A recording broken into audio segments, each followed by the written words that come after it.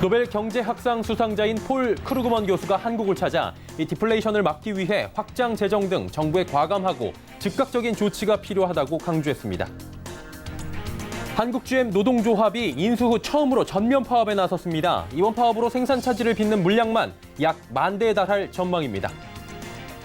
3기 신도시 발표로 미분양 우려가 깊었던 인천검단과 파주 운정신도시 등에서 청약 마감에 성공하는 단지가 늘고 있습니다. GTX 등 교통호재가 작용했다는 분석입니다. 7월 일본을 방문한 한국인 관광객 수가 지난해보다 줄어든 것으로 나타났습니다. 덩달아 일본의 서비스 수지 적자 폭도 크게 증가했습니다. 센 뉴스 플러스 시작합니다.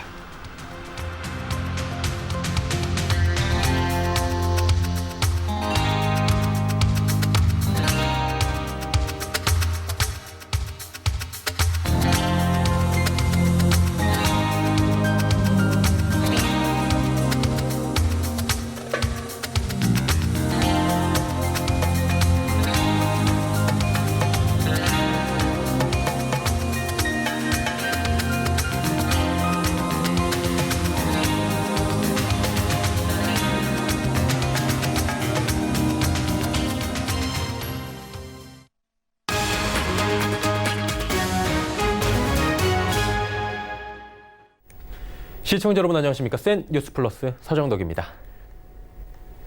노벨 경제학상 수상자인 폴 크루그먼 미국 뉴욕시립대 교수가 디플레이션이 한국 경제에서 나타나는 것을 막아야 하므로 정부에 과감하고 즉각적인 조치가 필요하다고 밝혔습니다.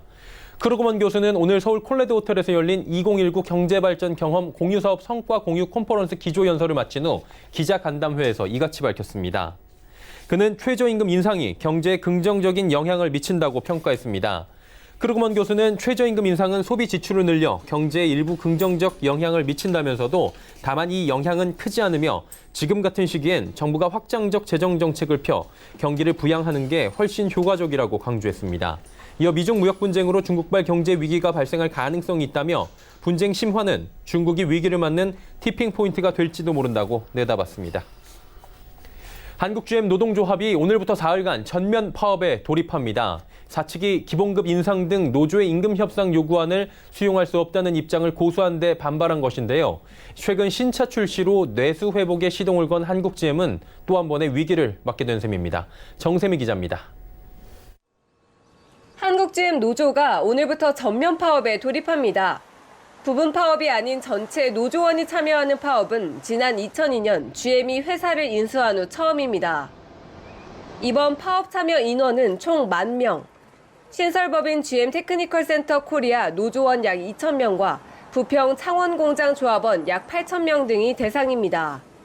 이들은 11일까지 인천 부평공장 서문을 제외한 회사 정문과 남문 등을 원천 봉쇄합니다. 업계에서는 이번 파업에 따라 생산 차질을 빚는 물량만 약 10,000대에 달할 것으로 우려했습니다. 노조는 기본급 5.65% 인상과 신차 배정, 부평 엔진공장 중장기 사업계획 등 13가지를 요구하고 있습니다. 특히 노조는 사측이 신차 2종 출시 외에 다른 제시안을 내놓지 않은 데다 최근 수입차 협회에 가입하는 등 불분명한 미래 계획을 문제 삼았습니다. 저희가 더 중요하게 생각하고 있는 부분은 미래 발전 전망에 대한 부분이에요.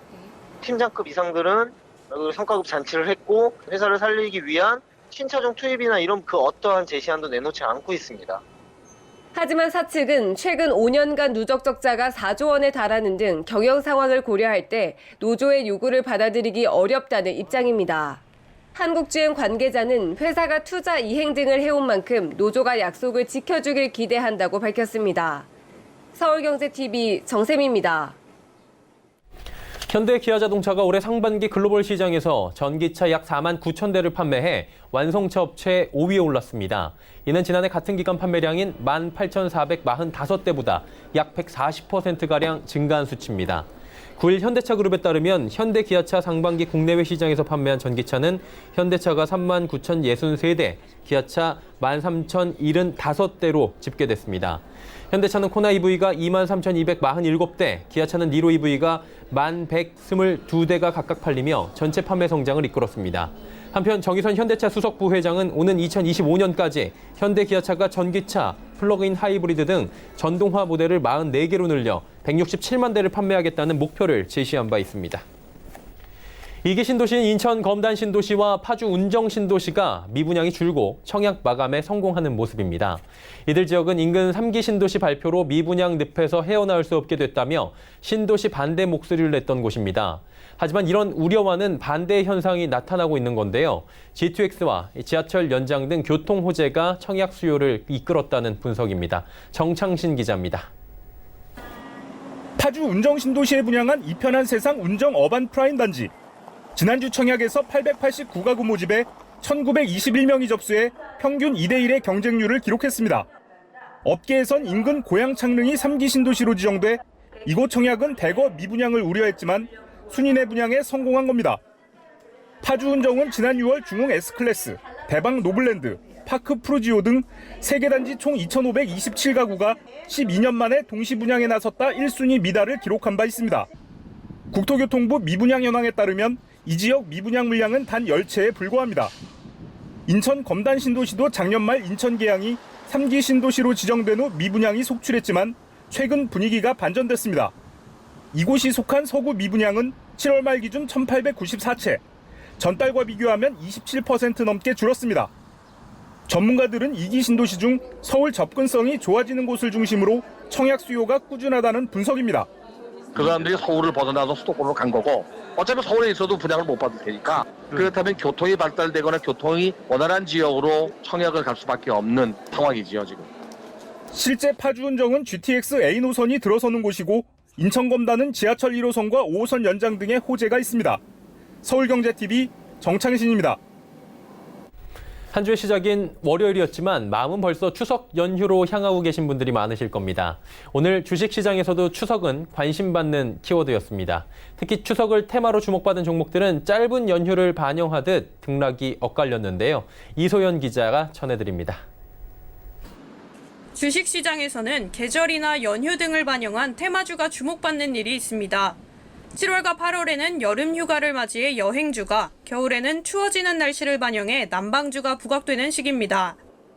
오는 12일부터 본격적인 추석 연휴를 앞두고 추석을 테마로 한 종목들이 관심을 받고 있습니다. 추석 성수기를 맞이한 극장가와 관련된 미디어주, 귀성길 혹은 연휴를 타서 여행을 떠나는 이들에 주목한 여행주 등이 대표적입니다. 명절을 맞이해 아이들에게 주는 선물, 완구류 관련주도 빼놓을 수 없습니다. 추석을 테마로 묶인 종목들, 다만 짧은 연휴를 반영하듯 주가는 엇갈렸습니다. J콘텐트리, CJENM, 뉴 등 극장가와 관련된 미디어주, 다수의 애니메이션 IP를 활용한 사업을 영위 중인 대원미디어 등은 상승했지만 짧은 연휴로 인해 근교 여행 수요가 장거리나 해외여행보다 부각되며 제주항공, 천일고속, 대한항공 등 여행 관련주는 소폭 하락했습니다. 특히 항공주는 한일 갈등에 따른 성수기 부진에 이어 짧은 연휴까지 더해지며 이달 내내 부진한 흐름을 이어갈 것으로 보입니다. 정현승 NH투자증권 연구원은 성수기임에도 불구하고 지난 8월 여객이 역성장하는 항공사도 있었다며 9월 역시 기저효과가 일부 있을 수는 있지만 감소 흐름은 여전할 것이라고 전망했습니다. 서울경제TV 이소연입니다.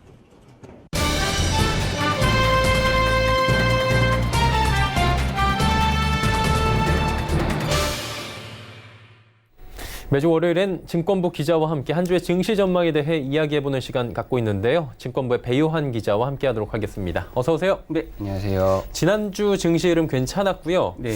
기대감을 좀 갖게 하기에 충분했는데 오늘 증시 상황은 어땠습니까? 네, 오늘 코스피와 코스닥 지수는 모두 상승 출발하면서 이제 좋은 모습을 보였습니다. 금일 코스피 지수는 외국인이 2,300억 원 이상을 매수하며 매수한 데 힘입어 전 거래일 대비 0.52% 오른 2019.55의 장을 마감해 4거래일 연속 상승세를 이어갔습니다.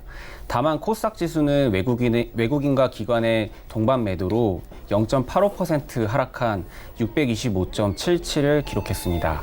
일단 코스피는 지속적인 상승 흐름을 가져가고 있다라고 정리가 될 것 같은데 연일 상승세를 보이는 데는 요인이 있을 것 같은데 어떤 요인이 있나요? 네, 우리 증시가 연일 강세를 나타내는 데는 여러 대외 악재가 완화되었기 때문인데요. 네. 예, 지난주 미국과 중국 정부는 이제 불투명했던 미중 무역 협상을 10월에 재개하기로 합의했습니다. 또 영국의 노딜 브렉시트 방지법 가결과 홍콩의 송환법 철폐 등 글로벌 불확실성이 일부 해소되는 양상이 나타나면서 증시에는 호재로 작용한 것으로 보입니다. 여기에 중국 인민은행이 오는 16일부터 은행권 지준율 0.5%포인트 인하를 통해 9천억 원 위안의 유동성을 공급할 예정에 있어 증시 랠리에 힘을 보탠 것으로 풀이됩니다. 네. 일단은 뭐 지난주에 이어서 오늘까지 코스피만 보면 순항을 하고 있는 모습인데 문제는 이게 뭐 계속해서 올라갈지 단기적으로 끝날지를 가늠을 해봐야 될 것 같습니다. 이번 주 주식시장 흐름을 예측하기 위해서 저희가 주목해야 될 이슈들이 있을 것 같은데 어떤 것들이 있나요? 네, 이번 주 대형 이벤트에는 그 유럽 중앙은행의 이제 통화 정책 회의가 있는데요. 네. 오는 12일 개최되는 통화 정책 회의에서 유럽 중앙은행의 추가 완화 조치에 시장의 관심이 이목될 전망입니다. 현재 금융시장은 유럽 중앙은행이 예치금리를 마이너스 0.4%에서 마이너스 0.5%로 인하할 것으로 기대하고 있는데 현실화될 경우에는 우리 증시에는 또 호재로 작용할 수 있습니다.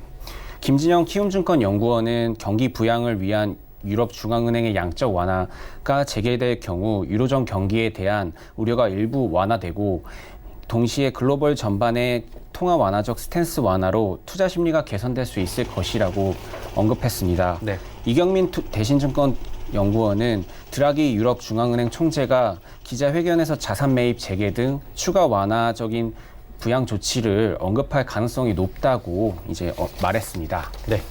지금 말씀해 주신 부분은 대외 악재 부분이 좀 완화가 되는 부분인 것 같은데 그렇다면 국내 시장도 좀 살펴봐야 될 것 같은데 국내 시장에서는 어떤 부분들을 좀 주목할까요? 네, 이번 주에는 국내 시장에 특별한 이슈는 없습니다. 다만 추석 연휴로 인해 이제 국내 주식 시장이 이틀 동안 이제 휴장할 예정에 있어 투자 시 참고하시면 되겠습니다. 전문가들은 증시를 둘러싼 우호적 환경이 지속되고 있어 긍정적 흐름이 기대된다는 분석을 내놓고 있습니다. 김대준 한국투자증권 연구원은 주식시장이 추석 연휴로 이 거래일 동안 휴장할 예정이지만 상승 동력이 약해졌다고 보지 않기 때문에 리스크 온 환경은 조금 더 이어질 것이라고 이제 전망했습니다. 네, 전문가들의 이야기를 종합해 보니까 아직까지는 긍정적인 측면들이 많은 것 같지만 그래도 주의해야 할 만한 변수가 있을 것 같은데 어떤 것들이 있나요? 네, 지난주 여러 대외 악재가 이제 완화가 됐지만 완전하게 해소된 상황은 아닙니다. 그래서 언제든지 또 악재로 다시 돌변할 가능성이 있는데요. 홍콩 내에서 일부가 행정장관 직선제와 경찰 강경 진압에 대한 조사 등을 요구하면서 시위를 계속하고 있어서 이번 주 무력 충돌이 추가적으로 발생할 경우 투자 심리가 다시 악화될 가능성이 있습니다. 이경민 대신증권 연구원은 미중 무역 분쟁이 장기화되는 가운데 노딜 브렉시트 불확실성과 트럼프의 자동차 관세 부과 등의 변수가 있다고 또 언급했습니다. 네, 이런 점들을 좀 살펴보면서 지금 예측을 해봐야 될 것 같은데 그렇다면 이번 주 증시는 어떻게 흘러갈까요? 네, 이번 주 증권가가 제시한 코스피 전망치는 최저 1970선에서 최대 2060선으로 나타났습니다. 한국투자증권은 코스피 예상 밴드를 1980에서 2060선으로 밝혀 증권사 중 가장 긍정적으로 제시했습니다. 이 밖에 NH투자증권은 1980에서 2050, 한국투자증권은 1980에서 2030, KF투자증권은 1970에서 2050선을 제시했습니다. 대체적으로 2000선 하방을 지지할 것이라는 분석이 우세합니다. 네, 대체적으로 1970, 80 수준에서 2050 전후로 지금 예측을 하는 것 같습니다. 그렇다면 뭐 눈여겨볼 만한, 관심 가져볼 만한 뭐 종목들이 있습니까? 네, 김대준 한국투자증권 연구원은 하반기 순이익 전망치가 상향되고 영업이익률이 안정적으로 유지되는 종목에 주목해야 한다면서 이번 주에는 NC소프트, 삼성전기, 오리온, 호텔신라, KMW, SK 머티리얼즈, S&T 모티브, 아프리카 TV, 서진 시스템, 한솔 재지 등 10개 종목에 대해 관심을 가져볼 필요가 있다고 조언했습니다. 네, 알겠습니다. 종목 이야기까지 들어봤고요. 이제 종합적으로 좀 정리를 해보자면 목요일 개최될 22 통화정책회의가 변수로 작용할 수는 있겠지만 대외 악재가 조금은 완화되면서 랠리 기대감이 지속될 것으로 볼 수 있다라고 정리가 될 것 같습니다. 배요한 기자와 함께했습니다. 고맙습니다. 예, 감사합니다.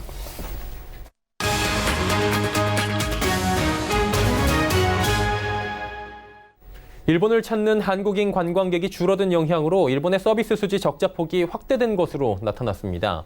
일본 관광국에 따르면 지난 7월 일본을 방문한 한국인 관광객 수는 전년 동기 대비 7.6% 감소했습니다.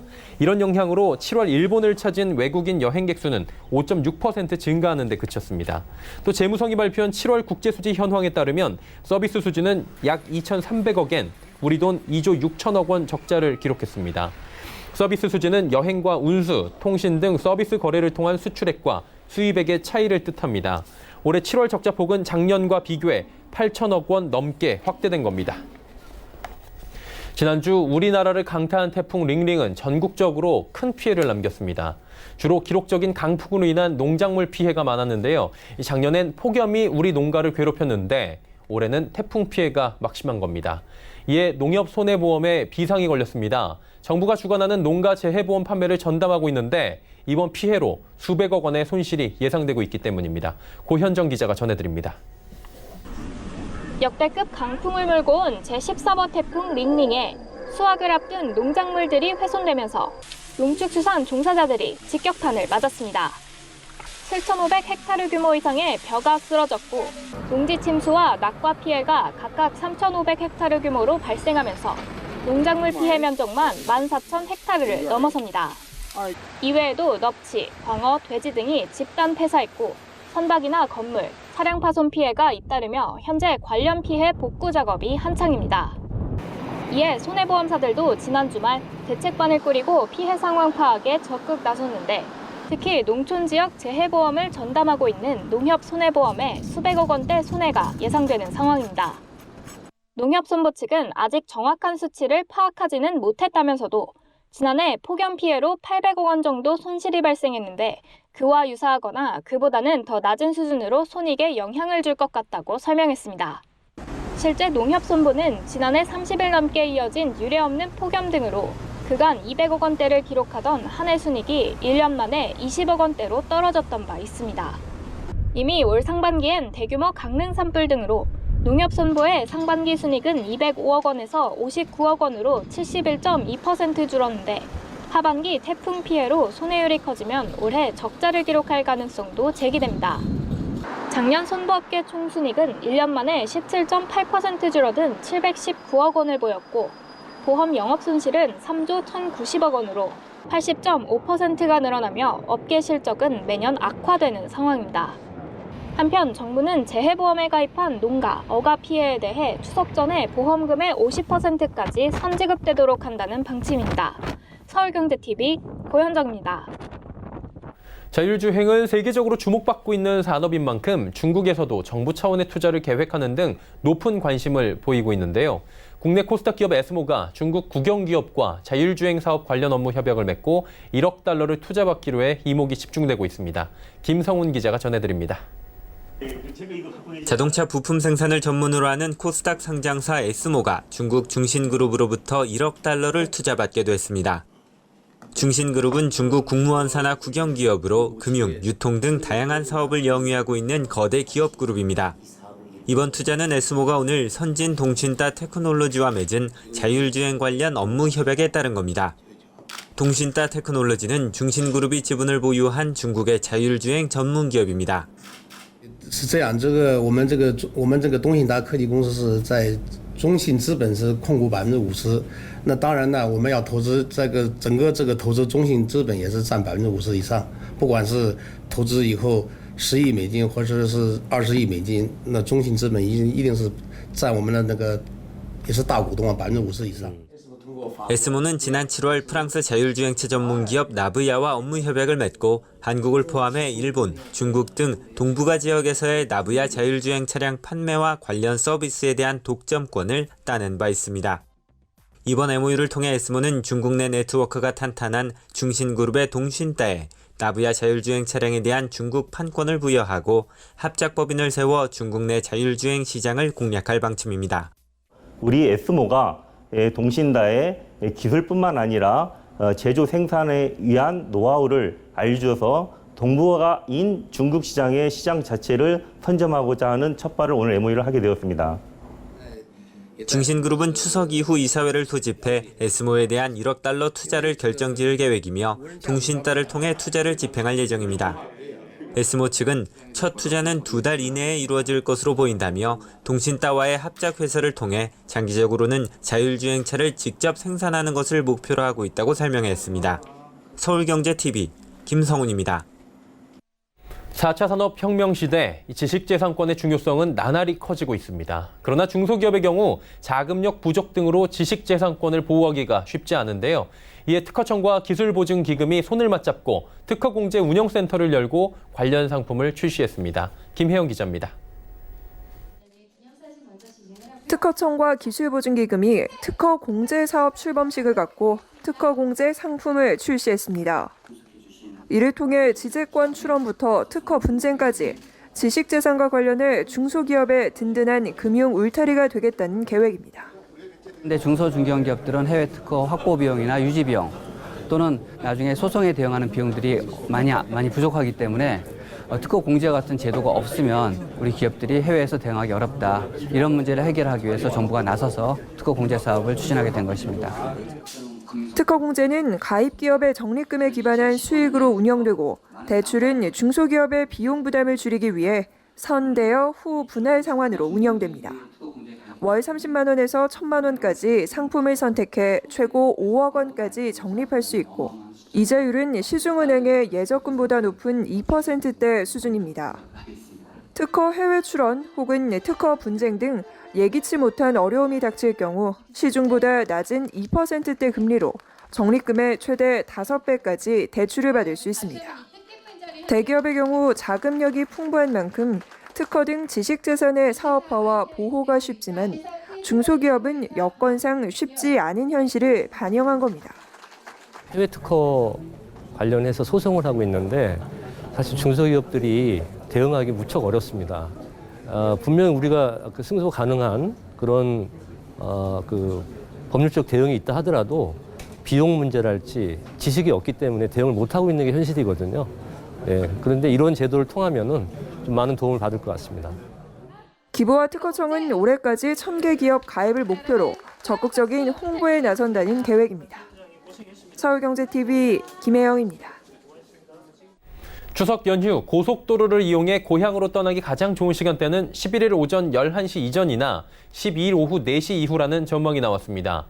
SK텔레콤이 지난 5년간 티맵 이용자의 교통 빅데이터를 분석한 결과 서울 부산 구간은 상하행선 모두 13일 역귀송 차량과 나들이개까지 몰려 가장 혼잡할 것으로 예상됐습니다. 서울 부산 구간 귀성길은 13일 오전 9시부터 교통량이 늘어나 11시에 8시간 20분이 걸리며 최고조에 달할 전망입니다. 서울 광주 구간 귀성길 정체는 11일 오후 2시부터 저녁 8시까지, 12일 오전 7시부터 오후 1시까지 이어지고 11일 오후 4시에 최고조에 달할 것으로 예측됐습니다.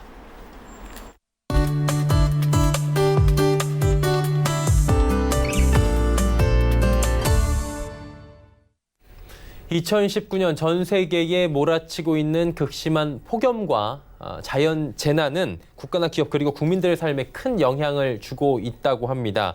특히 경영에 많은 리스크가 되는 자연 재난에 대비하기 위해서 기업들 같은 경우에는 그 어느 때보다 환경이나 기후 변화에 대응하는 방향으로 경영 전략을 모색하고 있다고 하는데요. 이런 경영을 녹색 경영이다라고 하더라고요.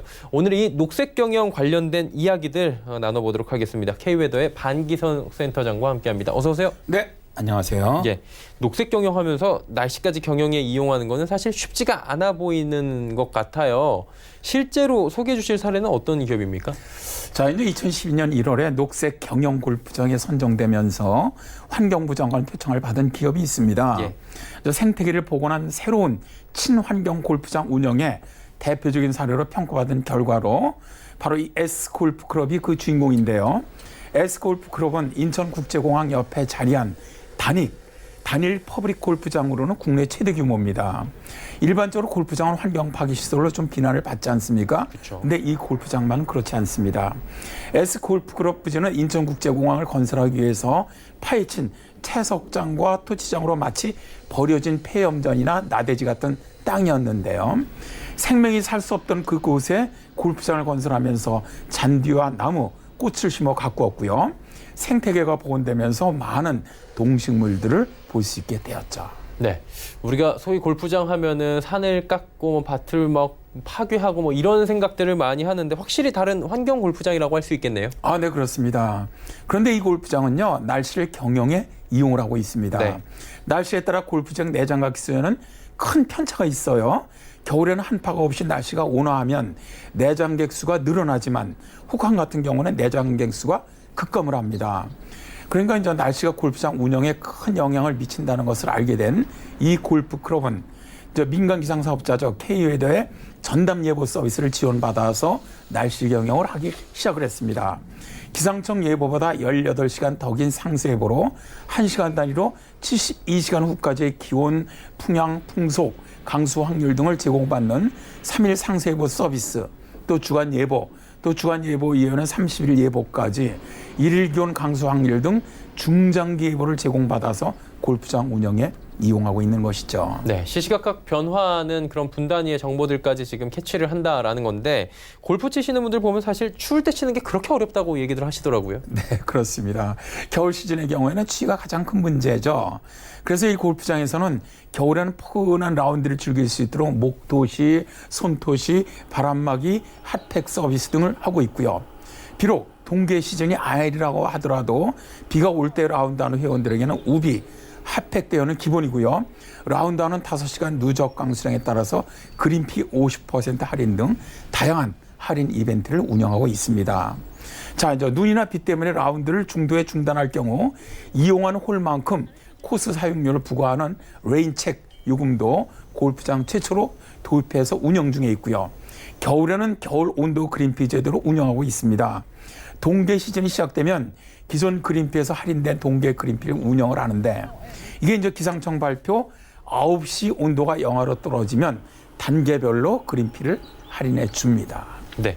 날씨에 따라 그린피 할인해 준다 솔깃할 것 같은데 이 외에도 다른 날씨 서비스도 있어요? 네. 이 골프클럽에서는 골프장 현재 날씨를 인터넷에서 직접 확인할 수 있도록 화상 중계 서비스를 제공하고 있습니다.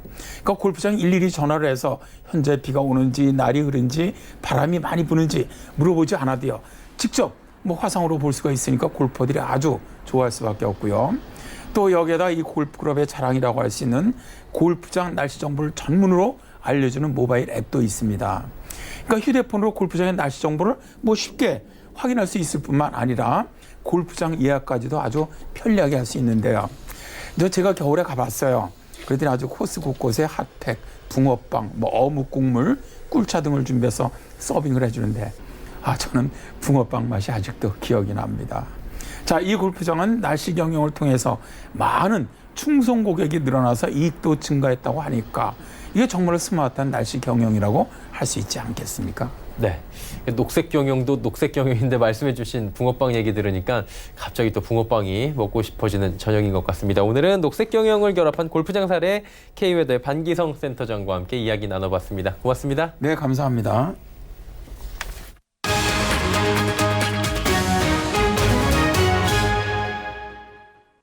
현대글로비스 소속 화물 선박이 뒤집히는 사고가 발생했다고 합니다. 배에 타고 있던 20명 다행히 구조가 됐는데 한국 선원 4명에 대한 구조 작업이 현지에서 진행되고 있다고 합니다. 생존 신호가 탐지됐다는 보도도 있었는데 구조 작업이 원활히 진행돼 4분 모두 무사 귀환하시길 바라도록 하겠습니다. 뉴스 마칩니다. 고맙습니다.